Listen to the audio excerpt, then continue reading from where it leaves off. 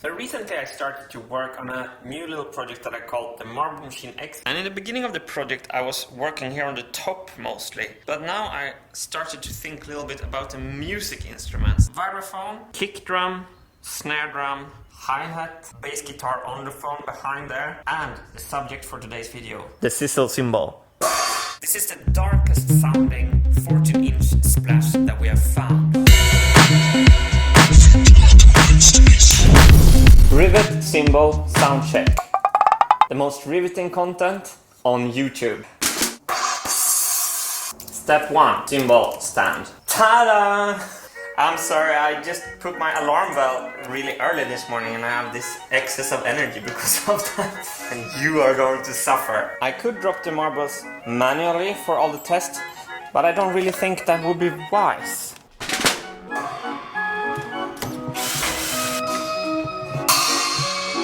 Step 8. Rivets. Ta-da! Oh, sorry. Ta-da! Thanks to Nick Householder for tracking these down. So these are split rivets. So I'm going to drill a hole in the cymbal and put the rivet through. But before I do that, I want to research where to put the rivet on the cymbal.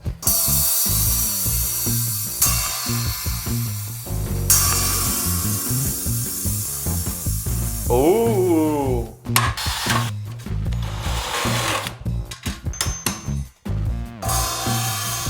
Microphones. There is one concept that I want every viewer who have seen this video to learn. Signal to noise. Different microphones have different signal to noise ratio. That means the ability to record the sound we want to hear and to exclude the sound we don't want to hear.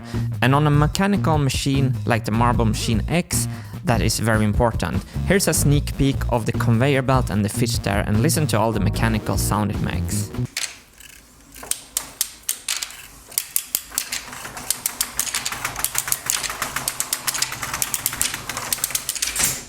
The most common question I get is, isn't all the mechanical noise going to destroy the music? And this is where signal to noise ratio comes in, and especially the EAP contact microphone from Swedish microphone inventor Ehrlund.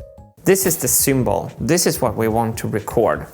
Let's call that signal. Here is a belt sander. Let's call that noise.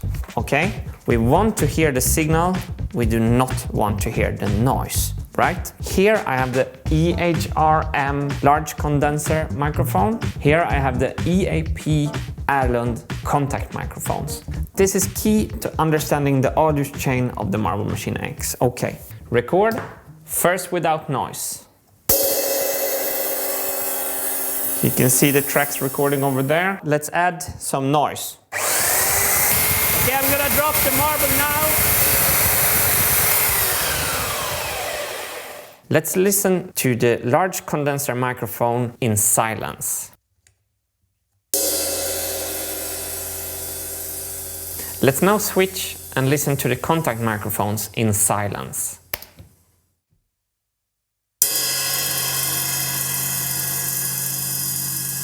Let's now listen to the large condenser microphone with noise.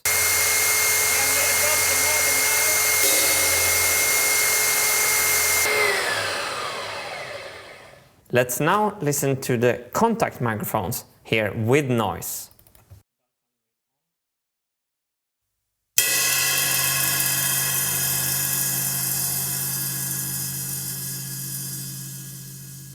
So if you listen to the difference between this and this, then you understand the benefit of a contact microphone.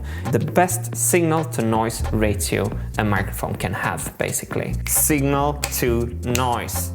We're recording. Let's listen to the recorded sound. It sounds pretty awful. You have this big gong area down here. So we can try to remove the gong tone. It sounds like papery. It's not a nice sound at all. This was with the rivets taped on. and here's the rivets are drilled in. But it's the wrong cymbal.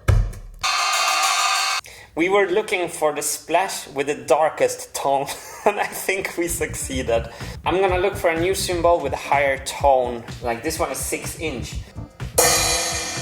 No. This is another nightmare, much brighter tone.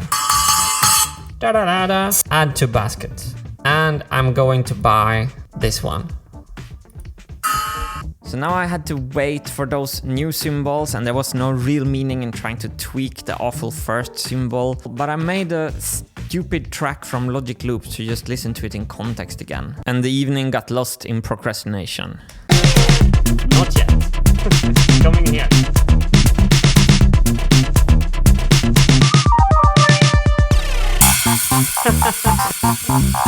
It's so awful. Only one thing left to do.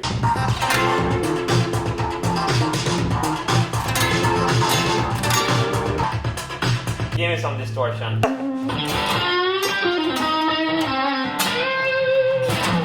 Okay, we need a synth arpeggio. I really wished I had them here so we could sound check these cymbals. Nice! Nice! And there I lost my patience with the splash cymbals. I have been thinking that maybe we need to go big on the Marble Machine X like I had on the first machine, because listen to this.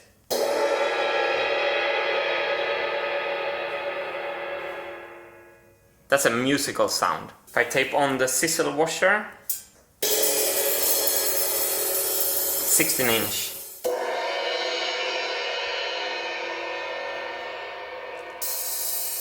But for the sake of science, let's actually see how the splashes sound with the contact microphone recorded. Okay, let's play it back. Let's find that tone. You hear it? Some treble. Yeah, it's the paper sound again. Let's change out for the Sabian.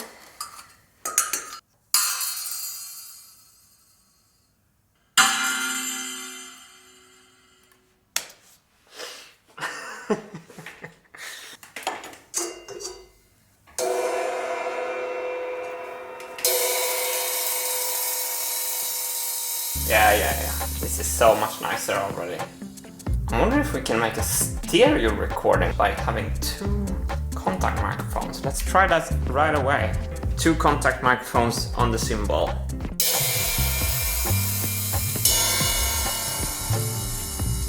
It is a wider sound, I think, in stereo. So let's test this one. Let's record that. Well, the stereo thing definitely works. That's actually really cool. A 21-inch ride.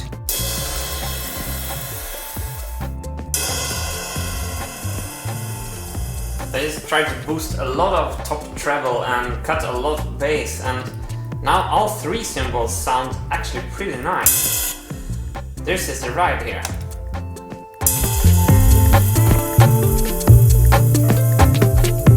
That's really musical. I'm going to experiment here with you and show you what happens when I move these microphones out. I'm just gonna go extreme here to show you this difference in sound. That compared to...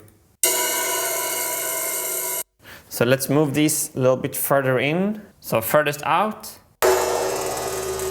closer to the middle, at the middle. You hear the sound opening up. So now I'm going to put it as close we can. Does it sound good?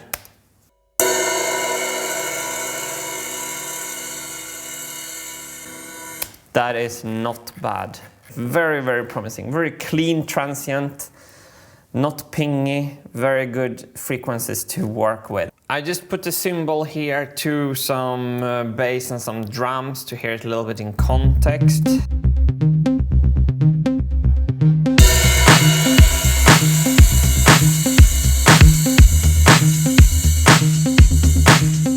also recorded the cymbal played by a marble without the sizzle thing. So I will make the sizzle thing removable so I can change that between songs, because I think this sounded pretty promising.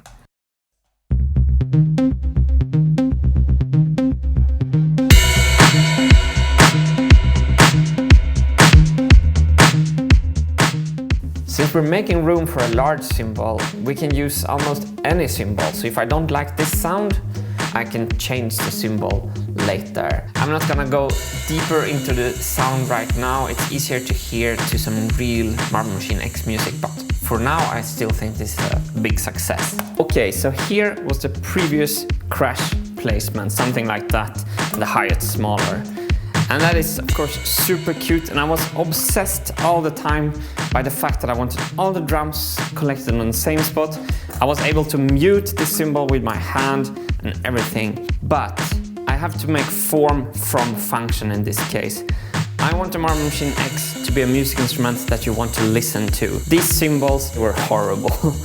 And I always had a second cymbal placement in mind if we had to make a larger cymbal. And it's under the machine, there. So this spot under the programming wheel is very close to the spots that we had the cymbal on the first machine. And there's a lot of empty air down here, so we can use any size cymbal. So this is just a temporary mock-up if we have some viewers who didn't see that episode. Now the cymbal can come forward. So I can't make the damp Eye of the Tiger stuff. Dush, dush, dush, dush. But I think maybe I can build a lever for dampening the cymbal. Dush, dush, dush, dush. Form from function. I think that's the right way to go with this cymbal. So here was the very first sound. And the second. They were from the small cymbals. The one without sizzle. With sizzle.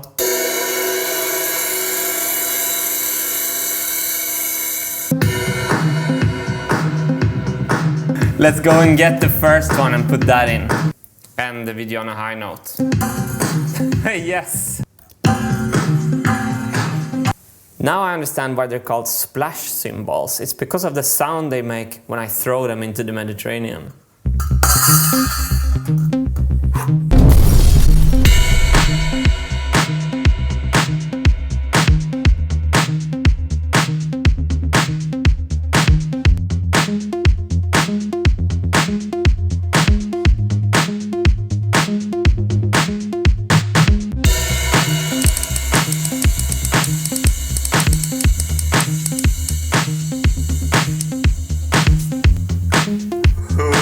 What will happen now?